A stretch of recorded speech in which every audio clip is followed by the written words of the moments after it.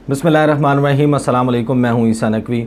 बहुत interesting development हो रही है रीजन में और अब बाकायदा भारत ने जो है वो रोना धोना शुरू कर दिया। उसका आगाज़ किस तरीके से हुआ है और किस तरीके से पाकिस्तान पर और चीन पर, दोनों पर और दोनों की अहम तरीन शख्सियात जो इस वक्त नेपाल में मौजूद हैं, उनके ऊपर इल्ज़ाम जो है वो धरने की कोशिश की जा रही है कि नेपाल ने जो नक्शा पास किया है और भारत को आंखें दिखाना शुरू की हैं, उसमें इन दो शख्सियात और इनकी कुछ खुफिया, जिनको कहा जा रहा है, उन मुलाकातों का कुछ तज़करा जो है वो अब आप देखेंगे अगले कुछ रोज़ में वो बाकायदा जो है वो सामने आने लग जाएगा, उसके ऊपर बात होने लग जाएगी। इसके हवाले से मैं आपको तफसीलात बताऊंगा और क्योंकि ये बहुत इंटरेस्टिंग है, हमारे रीजन से, मुल्क से, ख़ित्ते से जुड़ी हुई है। बहुत सारे लोग जो हैं वो कह रहे थे कि मैं इसके हवाले से मज़ीद जो है वो अपडेटेड रखूं। अब क्योंकि इतनी बड़ी डेवलपमेंट है तो उसको उसकी तफसीलात के साथ मैं हाज़िर हूं। लेकिन उससे पहले दो बातें बड़ा क्विकली मैं आपसे करना चाहता हूं। एक तो ये कि क्योंकि कोरोना वायरस और कोविड के हवाले से बहुत ज़्यादा दबाव भी है, लोग जो हैं वो परेशान भी हैं, घबराए हुए हैं, डरे हुए हैं, सहमे हुए हैं, उनके हवाले से मैं पाकिस्तान के एतबार से एक थोड़ी सी बेहतर एक साई ऑफ रिलीफ़ जिसे कहते हैं, उसके हवाले से मैं आपको बता देता हूँ। वो ये कि जो गुज़श्ता 24 घंटे गुज़रे हैं उसमें कोविड-19 के 1577 केसेस कम जो हैं वो रिपोर्ट हुए हैं। इससे पहले जो इससे गुज़श्ता रोज़ परसों की बात कर लें तो परसों जो 24 आवर्स साइकिल था उसमें लगभग 6825 केसेस रिपोर्ट हुए थे और इस वक्त तकरीबन जो है वो 5200 कुछ केसेस रिपोर्ट हुए हैं। तकरीबन 1500 से ज़ायद केसेस कम हैं जो रिपोर्ट हुए हैं। अलबत्ता 97 डेथ्स हुई हैं 24 आवर्स में, लेकिन ये एक थोड़ी सी जो है वो इत्मीनान की बात है क्योंकि नंबर ऑफ़ टेस्ट कम नहीं हुए। 25,000 से ज़ायद टेस्ट हुए थे और उसमें जो पेशेंट्स की एवरेज और रेशो आई है जो पॉजिटिव हैं वो कम है। अलबत्ता एहतियात जो है वो सबको करनी चाहिए ताकि ये वायरस जो है वो ज़्यादा ना फैले।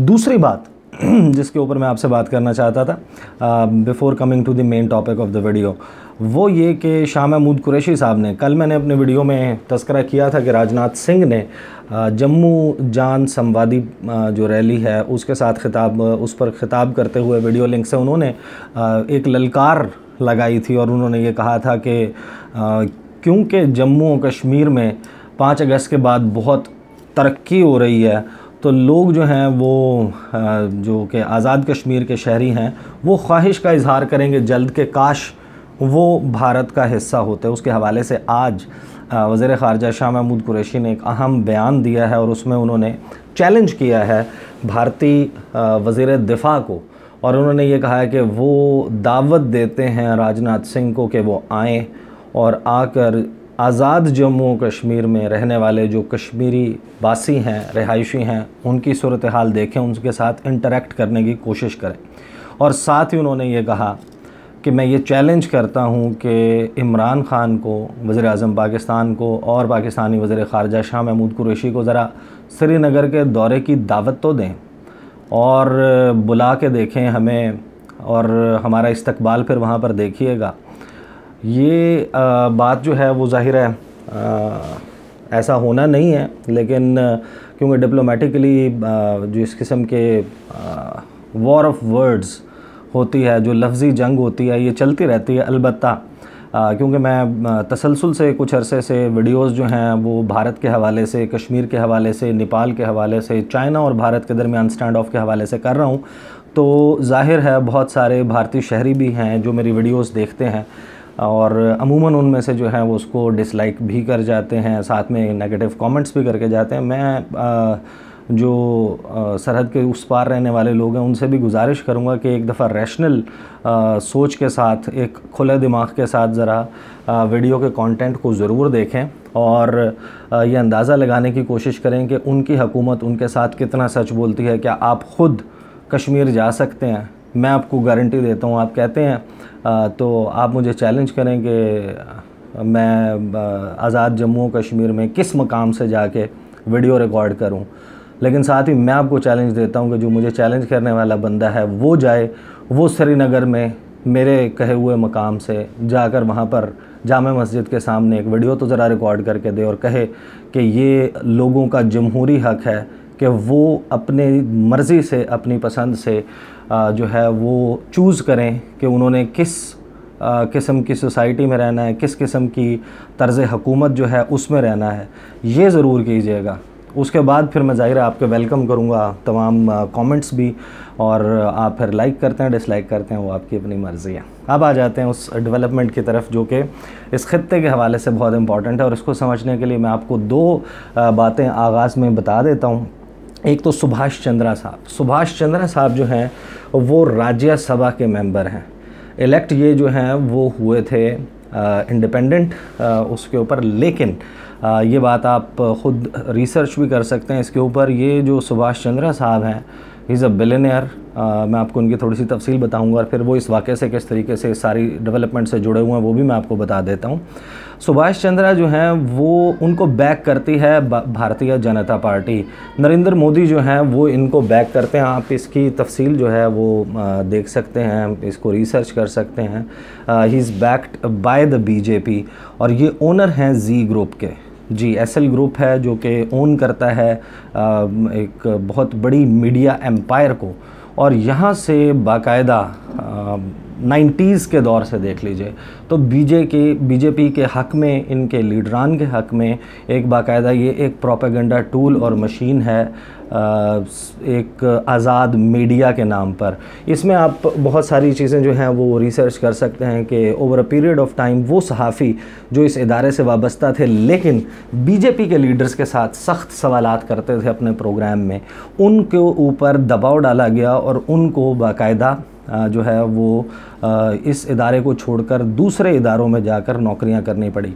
ये चीज़ जो है वो आप रिसर्च कर सकते हैं, और ये बैकग्राउंड बताने का मकसद जी टीवी का और जी न्यूज़ का वो इस वजह से है क्योंकि अब बाकायदा जी न्यूज़ के प्लेटफॉर्म से ये प्रोपेगेंडा जो है इसका आगाज़ कर दिया गया है। प्रोपेगेंडा मैं क्यों कह रहा हूँ और इसमें जो दुरुस्त बात है वो क्या है, क्योंकि डिप्लोमेटिक रिलेशनशिप रखना दो ममालिक के दरमियान और उनकी आपस के जो ताल्लुकात हैं वो उसको कोई ऐसा इंटरनेशनल लॉ नहीं है, यूएन चार्टर की कोई ऐसी शिक नहीं है जो उसमें ममानियत रखता हो और मुख्तलिफ ममालिक के दरमियान ताउन और कौन सा मुल्क किस मुल्क के साथ ज़्यादा अच्छे ताल्लुकात रखेगा इसके ऊपर भी किसी किस्म की कोई पाबंदी नहीं है। तो मैं आपको बताऊं कि ये खबर जो है वो बाकायदा सुभाष चंद्रा के जी न्यूज़ के ऊपर जो है वो इंजेक्ट हुई है, और उसमें ये दावा किया गया है कि पाकिस्तान और चीन ये दोनों हैं नेपाल के पीछे, और नेपाल की डोरियां इस वक्त पाकिस्तान और चीन हिला रहे हैं। और नेपाल जैसा कमज़ोर मुल्क, नेपाल जैसा मुल्क जिसको ये समझते थे कि इनकी कॉलोनी है, इनकी जो है वो जागीर है, उस मुल्क ने ये कैसा काम किया कि उन्होंने काला पानी, लिपू लेक और लिम्पियाधुरा इन 3 इलाकों में जो नाजायज़ कब्ज़ा था भारत का और उनके साथ सरहदी तनाज़ा था उसका एक नया नक्शा जारी किया। लोग जाके मेरी गुज़श्ता वीडियो में उसकी डिटेल्स देख सकते हैं, और वो डिटेल्स आप देखेंगे आपको अंदाज़ा हो जाएगा कि नेपाल और भारत के दरमियान मामलात क्या हैं, उसमें मैंने तफसील से बताया हुआ है। लेकिन फ़िल वक्त ये हुआ है कि जो पाकिस्तान के सफ़ीर हैं नेपाल में, मज़हर जावेद, उन पर, और जो चाइना की सफ़ीर हैं वहाँ पर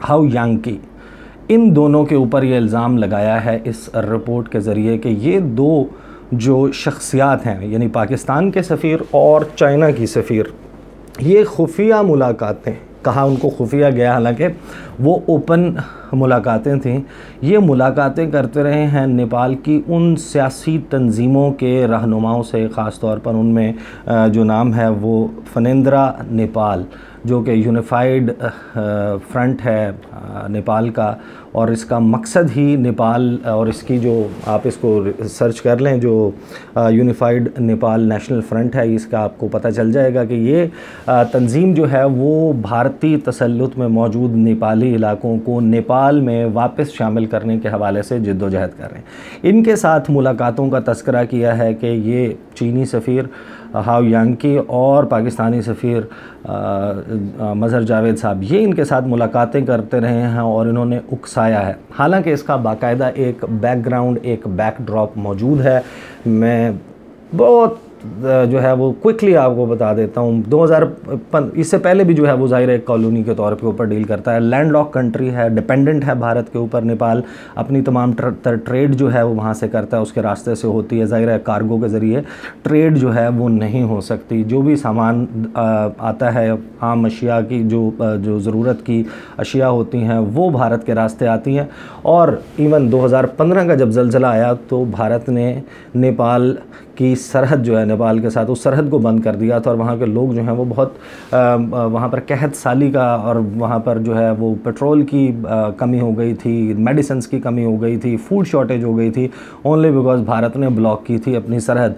मैं ख़ुद अपने तजुर्बे के वजह से आपको बता सकता हूँ कि मैं जब नेपाल गया हूँ तो मैंने वहाँ पर ये बाकायदा एक्सपीरियंस किया है कि नेपाल में कुछ अर्सा पहले तक अगर पुलिस चीफ़ लगाना है, आईजी लगाना है, वो भी भारत की क्लियरेंस के बाद वहाँ पर लगाया जाता है। वहाँ पर जजेस, वहाँ पर पॉलिटिशियंस, उनके ऊपर बहुत ज़्यादा असर व रसूख भारत का रहा है। लेकिन over a period of time अब सूरत हाल ये बनी है कि जिस वक्त नक्शों की मैं कहानी बता चुका हूँ, लेकिन चीनी सदर शी जिनपिंग का दौरा आप उठा के देख लें, उन्होंने दौरा किया, उन्होंने नेपाल को एश्योरेंस दी कि हम जो है वो हिमालयन रेंज में जो है वो सड़कें और रेलवे कनेक्टिविटी जो है वो कायम करेंगे, और नेपाल जो है वो कनेक्ट हो सकेगा पूरे के पूरे चीन के साथ और ओबॉर का हिस्सा भी बन सकेगा। जिसके बाद नेपाल को ये समझ आई है कि रीजनल गेम में अगर नेपाल जो है वो चीन के साथ चला जाता है तो चीन एक नई सुपर पावर के तौर पर सामने आ रहा है। तो Nepal on its own free will एक मुल्क है, आज़ाद मुल्क है, उसने अपना ये फ़ैसला जो है वो अब लगता है कि कर लिया है।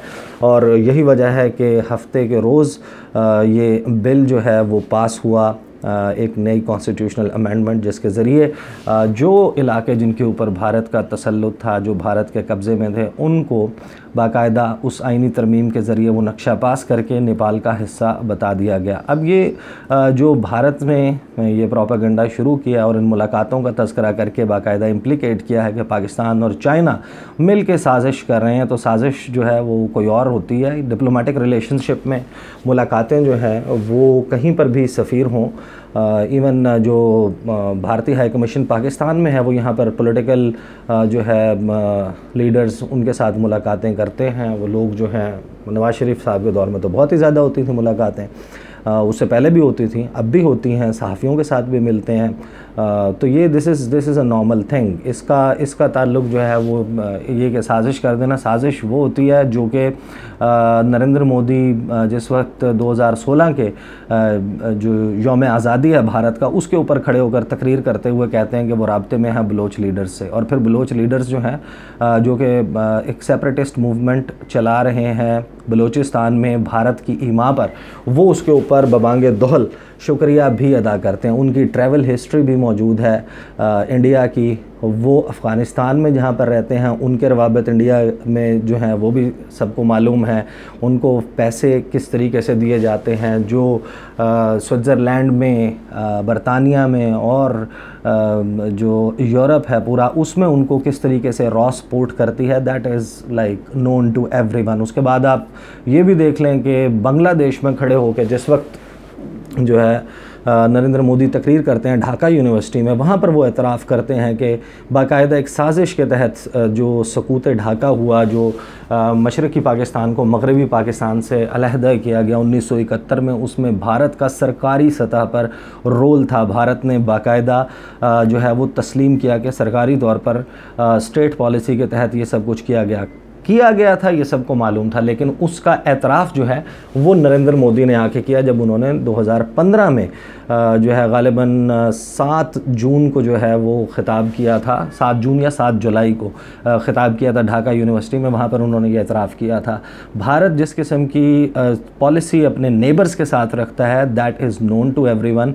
अब हुआ ये है कि जब चीन का लद्दाख में और सिक्किम में एक स्टैंड ऑफ हुआ, इधर से लाइन ऑफ कंट्रोल पर सूरत हाल जो है वो ऑब्वियसली कभी भी भारत के कंट्रोल में नहीं रही। उसके बाद जो है आप मकबूजा कश्मीर की बात कर लें, वहाँ की जो इंडिजिनस मूवमेंट है, जो स्ट्रगल है फ्रीडम की, वो बहुत सारे लोग अगर उनको लगता है कि ये बात दुरुस्त नहीं है कि कश्मीर में जो है वो कोई मूवमेंट है, वो कभी उन जनाज़ों की वीडियोस देखें, उन लोगों की जिनको भारतीय फ़ौज मार देती है, कभी उनके जनाज़ों की फुटेज आप चलाएं अपने मेन स्ट्रीम मीडिया पर, भारतीय मीडिया पर, और वहाँ पर लोगों को, वहाँ पर मीडिया को फ्री एक्सेस दें, इंटरनेशनल मीडिया को एक्सेस दें, और लोगों को जो मुबस्सिर हैं, ऑब्ज़र्वर्स हैं, उनको जो है वो एक्सेस दें कि वो आएँ उस एरिया में आके जो है वो देखें कि क्या सूरत हाल है।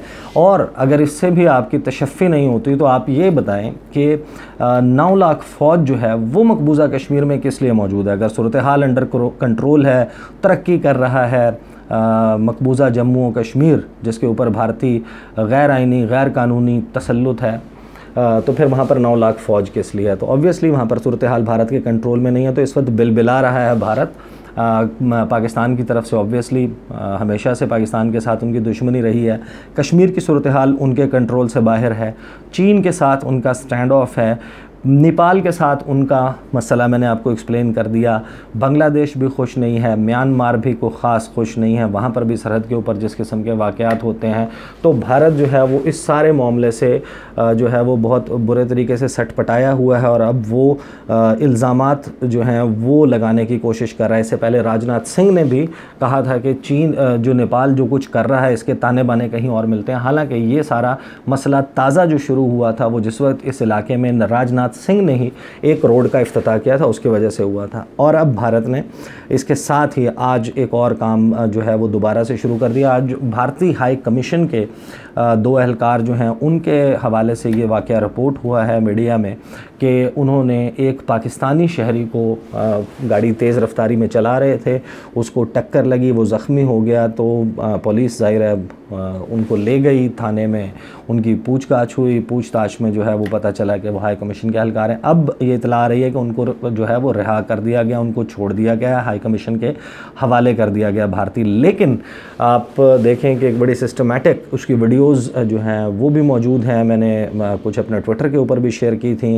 इसके हवाले से आप रिपोर्ट्स जाकर देख सकते हैं कि पाकिस्तानी जो सफारती अमला है, सफारती एहलकार हैं, उनको हरासा किए जाने के वाक़यात जो हैं वो पै दर पै पेश आ रहे हैं, जिसका मतलब यह है कि पाकिस्तान और भारत के दरमियान सफारती महाज बहुत गर्म है इस वक्त। और सूरत हाल जो है वो रीजन, मैंने जिस तरह कहा था, मैं यानी कि एक बात आपको यकीन से कह सकता हूँ कि मैं सनसनी फैलाने के लिए ये नहीं कह रहा कि रीजनल गेम, अगर मैं ये कह रहा हूँ कि नई रीजनल गेम का आगाज़, तो I have certain points to back this claim कि रीजनल गेम वाक़ई इस वक्त जो है वो एक नई किस्म की स्टार्ट हुई है, जिसमें चीन, पाकिस्तान, नेपाल, भारत, इनकी आपको एक ख़ास किस्म की जो है डेवलपमेंट्स इस खित्ते में नज़र आ रही हैं। इसके ऊपर नज़र रखेंगे और कोशिश करूँगा कि इसके हवाले से जितनी भी डेवलपमेंट्स होती हैं उससे आपको आगाह रख सकूँ। अगली वीडियो में आपके साथ मुलाकात होगी। मुझे इजाज़त दीजिए। अल्लाह हाफ़िज़।